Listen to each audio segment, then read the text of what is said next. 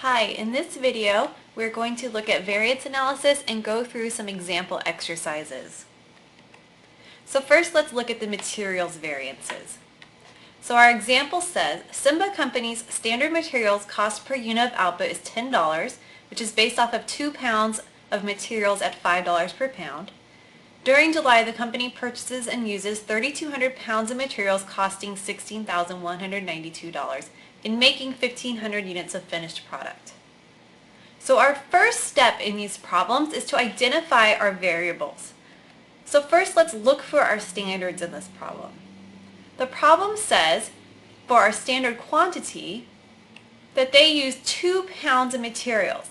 Now when we're doing our variances, we're doing them based off of our total. So the amount they gave us is a per unit amount, but we need to look and see how much finished product there was because we're looking at our variances for like a whole batch of products. So in this example, there were 1,500 units of finished product. So to find our standard quantity, we need to take our standard per unit of 2 pounds times the 1,500 units of finished product to determine our total standard quantity of 3,000 pounds. Next, let's look at our standard price. Our standard price is going to be the per unit amount. And so in our problem, they tell us that our price is $5 per pound. And so that is what we use for our standard price. Next, let's look at our actuals in the problem. And for our actual quantity, the problem tells us that they used 3,200 pounds of materials. And so our actual quantity will be the 3,200 pounds. For our actual price, they told us the overall price was $16,192, but we can't compare that price to the standard price of $5. That doesn't make any sense. What we need to do then is take our total price, divide it by our quantity used, and then we can determine that our actual price was $5.06.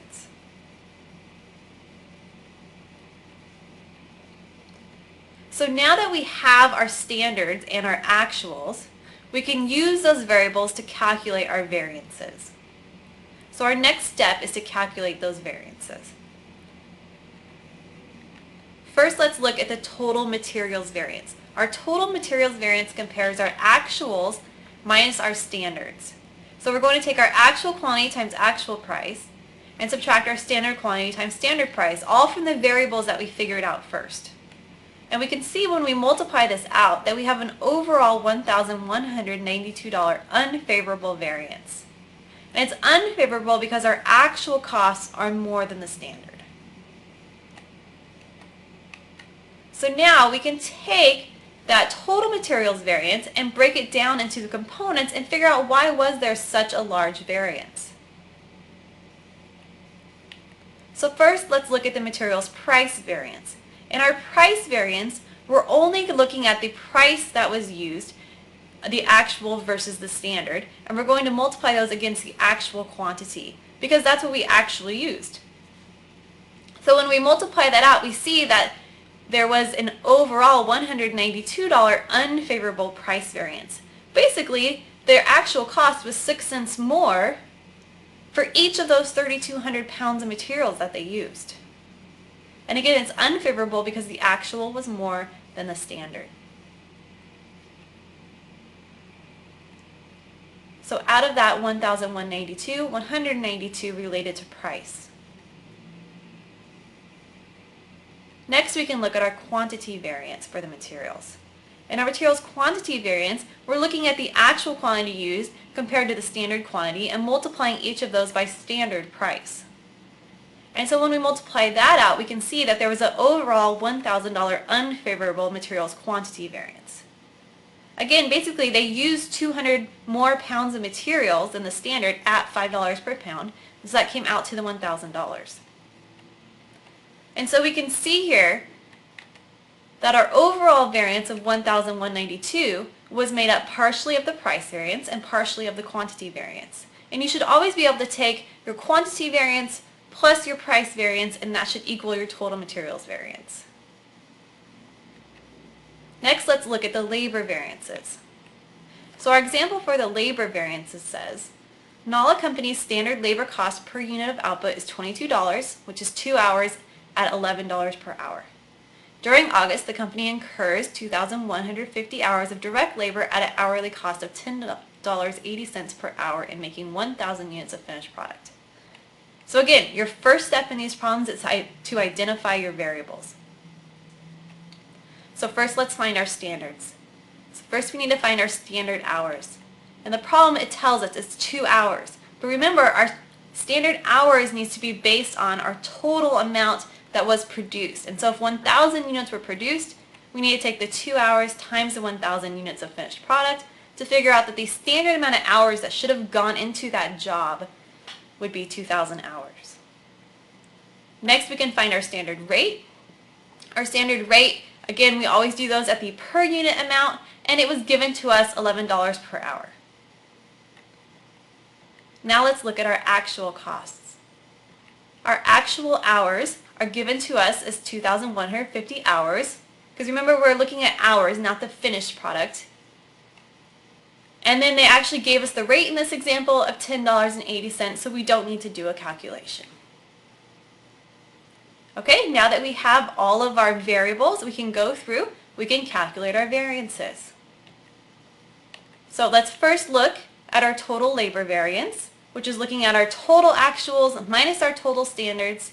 And we can see here when we calculate this out that we ended up with a $1,220 unfavorable labor variance. Again, it is unfavorable because the actuals are more than the standard. We can take our total labor variance, separate it into our components, and so we can find our labor price variance by looking at our actual hours and comparing that against the differences in our price or our rate of pay. Again, we use the actuals because when you're looking at the prices, we need to see what we actually used in order to find that accurate variance. So we're going to multiply that out, and we see that actually there was a $430 favorable price variance, because you can see here that they had a 20-cent savings per hour on this job. So out of that unfavorable variance, there's actually a small price favorable variance. Next, we can look at our quantity variance. Our quantity variance is comparing the hours against the standard rate.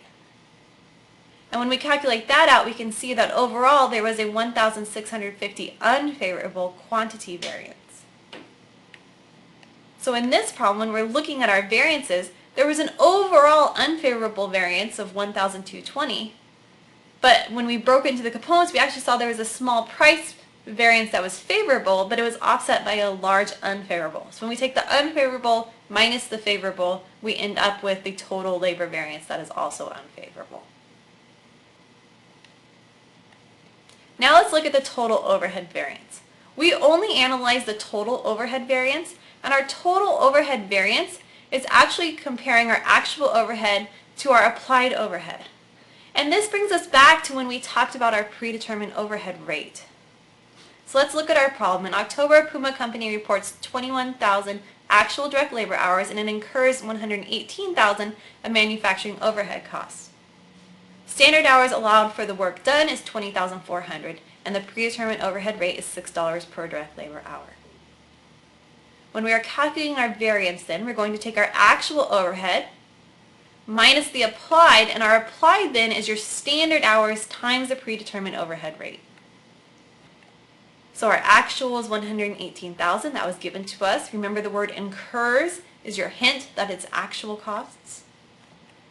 And then we can take the standard hours that were given to us times our predetermined overhead rate, figure out what our applied overhead was, and then therefore the total overhead variance was 4,400 favorable because the actual was less than the applied. So now we have gone through all of the overall variances that we can calculate, and I hope that you found this helpful.